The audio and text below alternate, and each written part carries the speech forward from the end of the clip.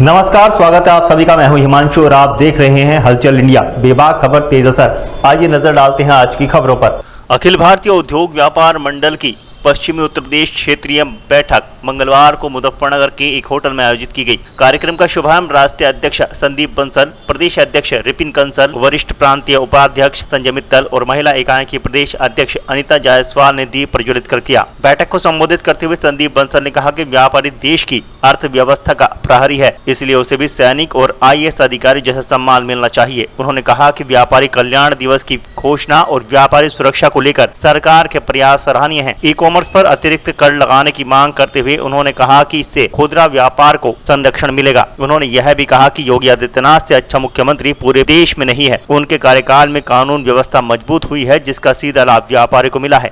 अखिल भारतीय उद्योग व्यापार मंडल की पश्चिमी उत्तर प्रदेश की बैठक में ये तय हुआ कि भ्रष्टाचार के आगे घुटने नहीं टेकेंगे।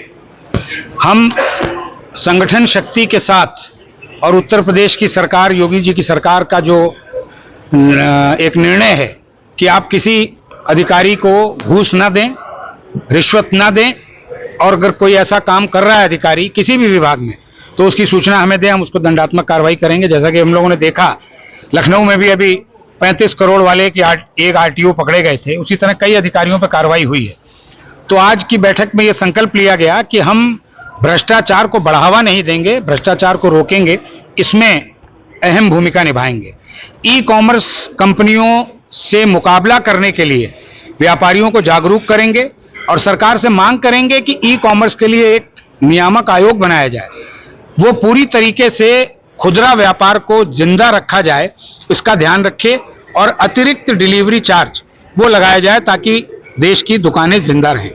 GST में दो बड़े विषय आज की इस बैठक में आए कि अगर मैंने कोई माल बेच करके मैंने टैक्स जो उससे प्राप्त किया वो मैंने विभाग में जमा करा दिया, लेकिन आगे अगर उसने बेचा, उसने टैक्स नहीं जमा कराया तो उसकी लायबिलिटी मेरे ऊपर क्यों? ये एक विषय महत्वपूर्ण है।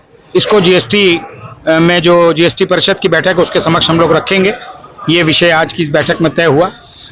जिस तरह शिक्षक क्षेत्र, स्नातक क्षेत्र से विधान परिषद के सदस्य चुने जाते हैं, उसी तरह पंजीकृत व्यापारी उत्तर प्रदेश में 22 लाख हैं, उनसे चुन करके विधान परिषद में उच्च सदन में व्यापारियों को भेजा जाए, ये भी मांग आज की इस बैठक में उठी, इसको हम लोग आगे लेकर के चलेंगे।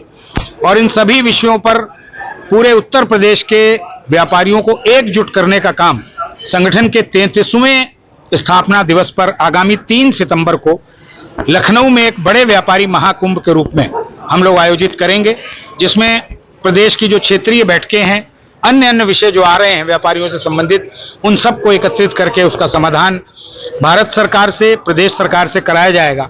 ऐसा निर्णय आज की इस बैठक में लिया गया।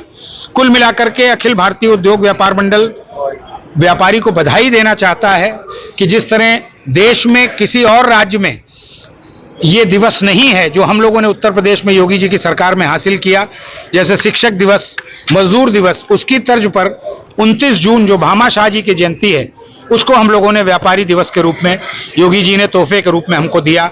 व्यापारी सुरक्षा प्रकोष्ठ उत्तर प्रदेश में मिला है।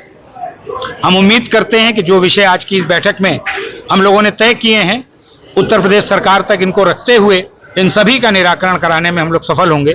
ऐसा हम लोग लेकर के चलेंगे। जब से भाजपा के साथ जुड़े व्यापार मंडल, नहीं लगता इनकी आवाज दबगी है, कोई भी मुद्दा नहीं उठा पा रहे सामाजिक मुद्दों से? मेरठ कांड में व्यापारी नहीं दिखाई दी। नहीं, मैं तो खुद व्यापारी वहाँ मेरठ गया था, मैंने वहाँ के एक्सीएन से मुलाकात की, वहाँ के अधिकारियों से मुलाकात की।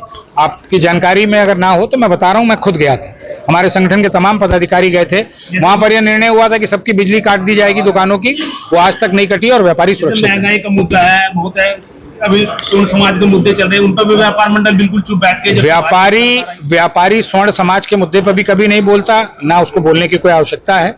व्यापारी उन विषयों पर बोलता है जिससे उद्योग और व्यापार प्रभावित होता है, उसका विकास प्रभावित होता है। मैंने आपके सामने GST का मुद्दा रखा, मैंने आपके सामने ई-कॉमर्स का मुद्दा रखा। व्यापारी नहीं होता होगा, लेकिन ये इस जातिगत मुद्दे में व्यापार मंडल नहीं फंसेगा। व्यापार मंडल में सभी तरह की जातियां हैं, सभी तरह के धर्म हैं, हम उसको आगे लेकर के चलते। आज यहाँ पश्चिमी क्षेत्र की बैठक यहाँ मुजफ्फरनगर में बुलाई गई, जिसमें माननीय राष्ट्रीय अध्यक्ष संदीप बंसल जी आए और हमारे जो प्रदेश अध्यक्ष हैं रिपिन कंसल जी और महिला इकाई की जो प्रदेश अध्यक्ष हैं हमारी अनिता जायसवाल जी, वो सब यहाँ लोग आए हैं।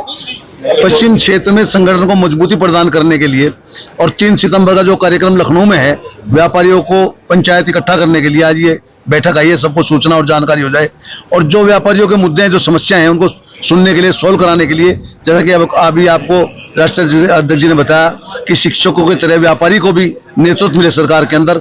इस तरह के कई मुद्दे हैं। जीएसटी के मुद्दे थे, जैसे कि उन्होंने बताया कि किसी माल हम खरीद के लाते हैं और जीएसटी पेड करके लाते हैं, अगर वो जमा नहीं करता है जीएसटी तो वो उसकी लायबिलिटी हमारे पे आती है। तो इस तरह के काफी मुद्दे व्यापारियों के थे और संगठन को मजबूती देने के लिए आज ये बैठक यहाँ की गई है और इसी प्रकार की बैठकें अन्य क्षेत्रों में, अन्य जिलों में भी हम लोग आयोजित करते हैं।